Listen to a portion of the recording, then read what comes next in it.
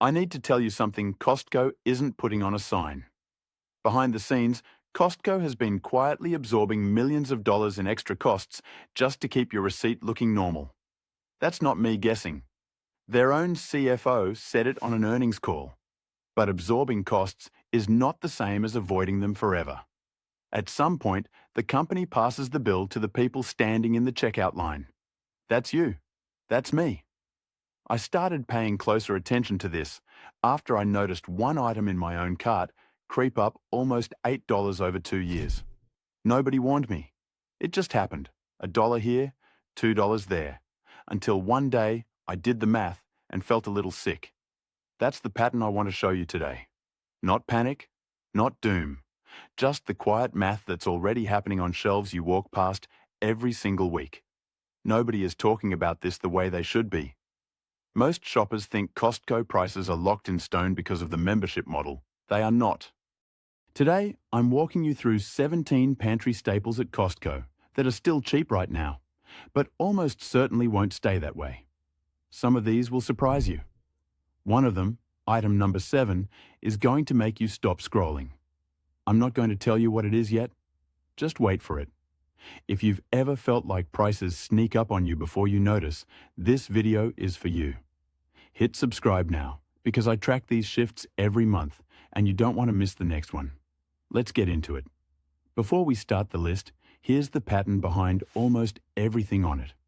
3 forces are doing the damage right now. Tariffs on imported goods, extreme weather hitting the countries that grow our food, and company promises to absorb costs that everyone in the industry knows have a limit. Costco has genuinely tried to shield members from some of this.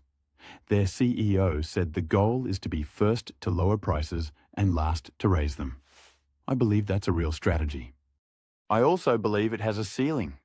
When wholesale costs jump 40%, no company eats that forever. So here's the list. Pay attention to the categories, not just the products, because the categories tell you where this is heading next. Item number 1. Kirkland Signature Colombian and Guatemalan Whole Bean Coffee. This one hit close to home for me because I drink coffee every single morning without thinking about it. Coffee-growing regions in Brazil and Vietnam have been hammered by drought and unusual heat for 2 years straight. Less rain means smaller harvests, and smaller harvests mean less coffee moving through the global supply chain.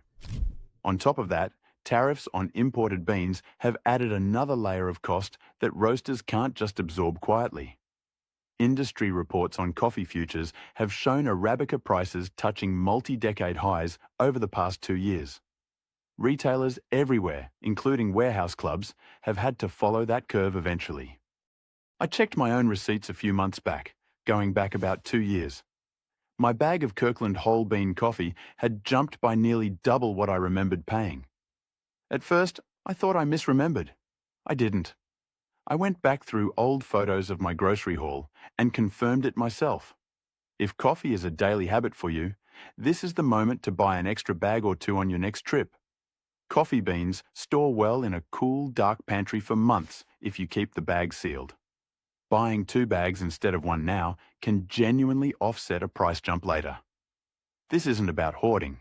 It's about not getting caught flat-footed on something you're going to buy anyway. Item number 2. Kirkland Signature Extra Virgin Olive Oil. Olive oil might be the single clearest example of what's happening across the whole pantry aisle. Spain produces close to 40% of the world's olive oil, and multiple years of drought and record heat have crushed harvests there. Add in a plant disease damaging olive trees in parts of Italy, and you've got a supply problem layered on top of a demand problem, since more people are cooking with olive oil for health reasons than ever before. Shoppers on forums and social media have been comparing receipts for years now, and the pattern is consistent. Bottles that cost around $25 a few years ago have been spotted well above $50 at some locations. I actually asked a friend who works in food distribution about this last year. She told me olive oil is one of the products where the wholesale price swings hit the shelf almost immediately, because there's very little margin left to absorb it. That stuck with me. If you use olive oil regularly, this is a prime stock-up item. Unopened olive oil keeps for up to 2 years in a cool, dark cabinet, so buying an extra large format bottle now isn't wasteful, it's strategic. Don't wait until your current bottle is empty to think about this one. Item number 3. Kirkland Signature Milk Chocolate Almonds. This is the item that finally made me start paying attention to all of this. Cocoa prices roughly tripled at the wholesale level over the past couple of years because of disease and extreme weather hitting cocoa farms in West Africa, where more than half the world's cocoa supply comes from. That price spike takes time to reach store shelves, but it always does eventually. Multiple retail trackers have documented this exact product going from around $13 to over $20 for the same 3-pound container in less than 2 years. I used to grab these almost every trip without looking at the price tag. Then, one day, I actually looked, and it was almost $7 more than I remembered. I went home and dug through old receipts on my phone, and sure enough, the jump was real, and it happened gradually enough that I never noticed it happening. If chocolate-covered anything is a regular purchase for you, buy a container now rather than waiting for a sale that may not come. Some reports suggest cocoa costs could ease slightly as new harvests come in, but nobody is promising prices will actually come back down once they've risen. This is exactly the kind of creeping cost that adds up over a year without you ever noticing a single moment where it happened. Item number 4. Pure vanilla extract. Vanilla feels like a small, boring pantry item right up until you check where it actually comes from. A large share of the world's vanilla beans are grown in Madagascar, a country facing a steep new tariff rate on its exports to the United States. Vanilla is already one of the most labor-intensive crops in the world, hand-pollinated flower by flower, which makes it sensitive to any added cost pressure. Trade publications tracking spice and flavoring imports have flagged vanilla as one of the categories most exposed to new tariff schedules taking effect this year. I actually didn't think much about vanilla extract until I started baking more last year and went through a bottle faster than expected. When I went to replace it, I noticed the price tag felt different than what I remembered from just a season earlier. It's a small bottle, but the percentage jump was not small at all. If you bake, even occasionally, grab a bottle now. Vanilla extract has an extremely long shelf life, essentially indefinite if stored properly, so there's zero risk in buying ahead here. You are about to be number 7 on this list, so stick around because this next tease is coming up fast. Item number 5. Kirkland Signature. Canola oil cooking oil doesn't get much attention, but it should, especially this one. A significant portion of the canola used in Kirkland's canola oil comes from Canadian producers, and Canada has been directly named in ongoing tariff discussions tied to broader trade tension between the two countries. When a staple ingredient crosses that kind of border pressure, the cost follows. Trade analysts covering cross-border agricultural goods have specifically flagged Canadian canola as one of the products most likely to see direct price impact from new tariff schedules. I switched to canola oil a couple years ago because it was cheaper than olive oil for everyday cooking. Watching this specific oil get named directly in tariff coverage was honestly a little unsettling because it was supposed to be my safe, cheaper option. If a big jug of cooking oil is part of your weekly routine, this is worth grabbing an extra one for. Unopened cooking oil stores well in a cool pantry away from light for many months. This is one of those items where the cheap alternative might not stay cheap for long, so it's worth watching closely. Item number 6. Ground beef and other beef products. This one affects almost every household, whether you shop at Costco every week or once a month. Government data has shown beef and veal prices running roughly 15% higher than the year before, driven mainly by a shrinking national cattle herd combined with new tariff pressure on imported beef. Federal Reserve tracking data even showed ground beef hitting record highs per pound within the past year. Agricultural economists have pointed to herd rebuilding as a multi-year process, meaning this isn't a blip that resolves itself in a few months. Cattle take years to raise, so supply can't just snap back. I noticed this one at the register, not on a receipt scan. I filled my cart the same way I always do, and the total at checkout was noticeably higher, And beef was the obvious reason once I broke it down item by item. Beef freezes exceptionally well, so if your freezer has room, this is a genuine opportunity to buy in bulk and portion it out yourself. Ground beef, roasts, and steaks all hold quality for months when wrapped properly. This is one of the categories where the government itself is projecting continued increases through the rest of this year, so don't expect relief soon. Item number 7, my Froma raclette whole wheel cheese. Okay, here it is. This is the one I told you about. Costco sells an 11-pound wheel of raclette cheese imported from Switzerland, and Switzerland is facing one of the steepest new tariff rates of any country Costco sources from, well above 30%. When you're already looking at a specialty cheese wheel priced close to $150, a tariff at that rate is not a small adjustment. It's a real jump. Specialty cheese importers have specifically flagged Swiss dairy products as some of the most exposed items in the entire tariff landscape, because there's no easy domestic substitute for authentic raclette. I'll be honest, I had never even noticed this cheese existed until I started researching this topic. Then I saw the current price and the proposed tariff rate side by side, and I actually said out loud, in an empty kitchen, "That can't be right." I checked it twice. If you're someone who does fondue nights, entertains during the holidays, or just loves specialty cheese, this is the moment to grab it, because a wheel this size can be portioned, wrapped, and frozen for later use without losing much quality. This is exactly the kind of item most people scroll past in the store without a second glance, and it's about to become one of the most expensive things you can buy in that entire cheese section. Item number 8. Saigon cinnamon. Cinnamon feels like the most harmless item on this entire list, and that's exactly why it belongs here. A large share of the cinnamon supply used across the US market comes from Sri Lanka, a country facing one of the highest new reciprocal tariff rates announced this year, over 40%. Spices are a low-margin category to begin with, so tariffs at that level hit shelf prices fast and hard.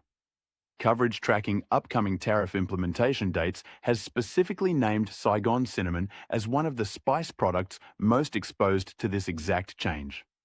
I use cinnamon constantly, in coffee, in oatmeal, in baking, and I never once thought about where it actually came from until I saw this in my research. It's wild how something that costs a few dollars can be tied to international trade policy in such a direct way. Spices have an extremely long shelf life when stored properly in a sealed container away from heat and light.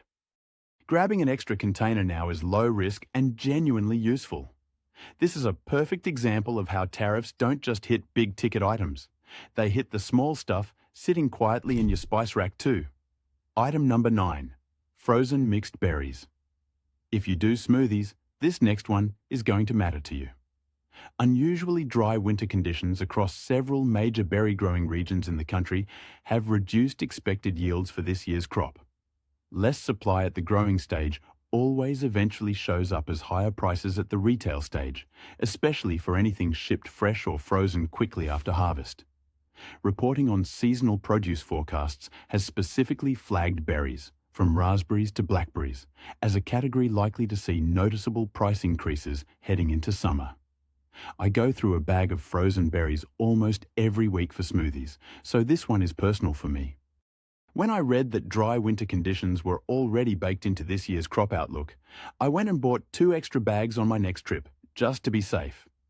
Frozen berries store beautifully for months in a standard freezer without meaningful quality loss.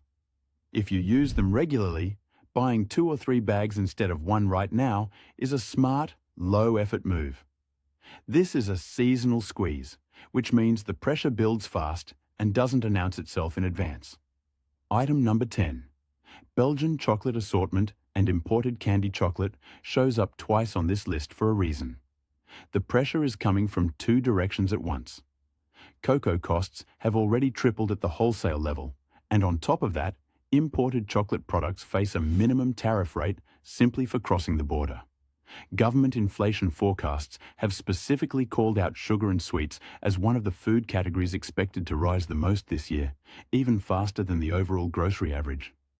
Economic reporting has also pointed out something most people never think about: the packaging itself. Foil wrappers and tins used throughout the candy industry are subject to their own separate tariffs, which quietly raises the cost of chocolate that's otherwise made entirely in the US. I didn't realize the wrapper mattered until I read that. It reframed the whole category for me. It's not just the chocolate inside, it's everything wrapped around it too. If you buy imported chocolate assortments for holidays or gifting, buying ahead of the season this year makes more financial sense than usual. Chocolate stores well in a cool pantry for months if kept sealed and away from heat. This is a category where the increase is coming from multiple directions simultaneously, which usually means the final number is bigger than any single report suggests. Item number 11. Bananas are the item everyone assumes will always be cheap. That assumption is starting to crack. Industry groups representing banana importers have already reached out to federal officials specifically over tariff concerns, along with ongoing shipping delays through the Panama Canal that are adding cost and time to every shipment. Prices haven't spiked yet, but the industry itself is preparing shoppers for that possibility. Trade coverage has noted that banana exporting nations are watching proposed tariff rates closely, since bananas operate on razor-thin margins compared to almost any other produce category. I've genuinely never thought twice about the price of a banana in my entire life. Reading that the industry itself was contacting the government over this made me realize how fragile that always cheap assumption actually is. Bananas obviously don't store long-term like a pantry item, so the move here isn't stockpiling. It's simply expecting the price per pound to move upward this year and not being surprised when it does. Sometimes the smartest move isn't buying more.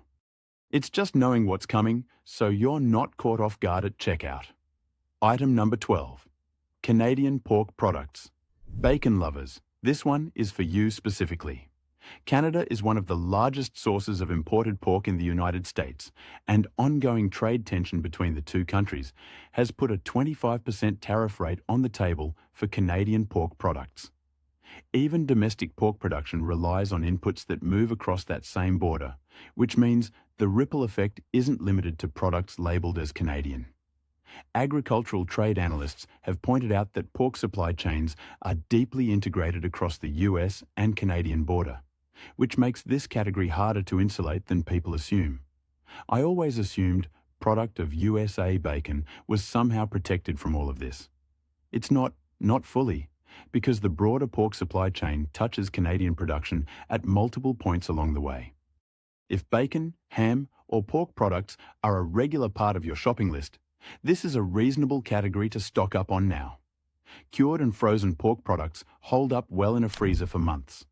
This one is a good reminder that country of origin labels don't always tell the whole story about where the cost pressure is actually coming from. Item number 13. Italian pasta night is about to get a little more expensive, and most people have no idea why. Italy is subject to the blanket tariff rate applied broadly across European goods entering the US this year. Pasta made from durum wheat imported or processed in Italy carries that cost directly, and Costco's specialty pasta selection leans heavily on authentic Italian brands. Retail trend coverage tracking European pantry staples has flagged pasta alongside olive oil and specialty cheese as categories under the same tariff pressure, all tied to the same broad European trade policy. I always grab the imported pasta over the domestic brand because the texture is genuinely different once it's cooked. Learning that this specific preference is now more expensive because of trade policy, not quality control or ingredient costs, was honestly a little frustrating. If you have a preference for authentic Italian pasta, buying several boxes now, while the price is still where you remember, it is a smart, simple move. Dry pasta has an extremely long shelf life in a normal pantry. This is a low-cost item today, which makes it an easy one to stock up on without much financial pressure at all. Item number 14. Mixed nuts and walnuts. Nuts have quietly become one of the more volatile categories in the entire store. Almond crops, largely grown in California, have faced their own supply pressures in recent years, and that pressure ripples across mixed nut blends that include almonds as a core ingredient. Walnuts specifically have shown price movement in both directions recently, which tells you the category is unstable right now, not settled. Retail price tracking has shown some nut products moving down slightly in the short term, even while the broader almond and cocoa adjacent categories remain under long-term pressure. I actually watched the price of my usual walnut bag drop slightly a few months ago and thought the whole nut category was in the clear. Then I read deeper into almond crop reports and realized that dip might just be temporary, not a real trend reversal. If you go through nuts regularly for snacking or baking, this is a good moment to buy while the price is favorable, because volatility in either direction usually means the next move could go the other way. Don't assume a short-term price drop means the pressure is gone. Sometimes it just means the increase is delayed, not cancelled. Item number 15. Imported seafood. This is the item most people forget is even imported at all. A meaningful share of the seafood sold in US grocery and warehouse stores, from shrimp to certain fish varieties, comes from Asia and Northern Europe. Both regions are affected by ongoing tariff schedules, and seafood in particular has thin margins that make it especially sensitive to added import costs. Grocery economics reporting has specifically named seafood as one of the categories consumers should expect continued upward pressure on this year, alongside produce and beef. I used to assume seafood pricing was mostly about seasonality and catch size. Learning how much of it crosses international borders before it ever reaches a Costco freezer case changed how I think about that entire aisle. Frozen seafood in particular stores well for months, so if shrimp or salmon are a regular part of your meal rotation, buying a larger format bag now, rather than smaller portions repeatedly over the coming months, can meaningfully soften the impact. This is one of those categories where the sourcing is invisible until you go looking for it, and by then, the price has usually already moved. Item number 16. Orange juice. If you drink orange juice every morning the way I drink coffee, you need to hear this one. Florida's citrus industry has been devastated for years by a disease called citrus greening, combined with repeated freezes that have hit already weakened groves. Domestic orange supply has genuinely collapsed compared to where it was a decade ago, and that shortage is not a tariff story, it's a crop disease and climate story, which makes it arguably more permanent. Agricultural reporting covering Florida citrus has been consistent for years now, describing supply collapse rather than a temporary dip with no clear recovery timeline in sight. I grew up in a house where orange juice was just a normal, cheap breakfast staple. Watching that entire category quietly become one of the more expensive things in the beverage aisle has honestly been one of the more surprising shifts I've tracked. Orange juice concentrate and shelf-stable cartons can be stored for extended periods, so if OJ is a household staple, stocking a few extra cartons now is a reasonable hedge against a shortage that shows no sign of reversing. This is one of the few items on this list where the underlying cause isn't trade policy at all. It's simply nature running out of runway. Item number 17. Kirkland Signature Imported Wine. Last one, and this is a category people don't associate with pantry staple, but it belongs here. A significant share of Costco's wine selection comes from European producers, and those countries fall under the same broad tariff rate affecting olive oil, cheese, and pasta. Wine doesn't spoil the way fresh produce does, which makes it one of the more practical items to actually stock ahead of a price increase. Beverage industry coverage has flagged imported wine as a category likely to see gradual price creep as tariffs work their way through existing inventory and new shipments replace older, cheaper stock. I'm not a huge wine drinker myself, but I have a friend who buys a case at a time from Costco for the value pricing. When I mentioned this research to her, she went and bought 2 extra cases the same week before the current inventory ran out. If you buy wine regularly, this is a genuinely good moment to stock up, since properly stored bottles can hold for years without any quality loss. This closes out the list, but the pattern underneath it matters more than any single item. Here's what ties all 17 of these together. Almost every single one comes from somewhere outside the United States. Whether that's Colombia, Spain, Madagascar, Switzerland, Sri Lanka, Canada, or Italy. And almost every one of those countries is currently sitting inside a tariff conversation that hasn't fully settled yet. That's not a coincidence. That's the entire story. Costco has done something unusual by absorbing a real portion of these costs instead of passing all of it straight to members. But absorbing costs is a temporary strategy, not a permanent one. At some point, the math stops working, and prices catch up all at once instead of gradually. Most people won't notice until they're standing at the register wondering why their total feels so much higher than it used to. You don't have to be one of them. This isn't about panic buying or clearing shelves. It's about looking at what you already buy every single week and being a little smarter about the timing. That's the whole game. You're not just shopping anymore. You're paying attention, which puts you ahead of almost everyone else pushing a cart through that warehouse this week.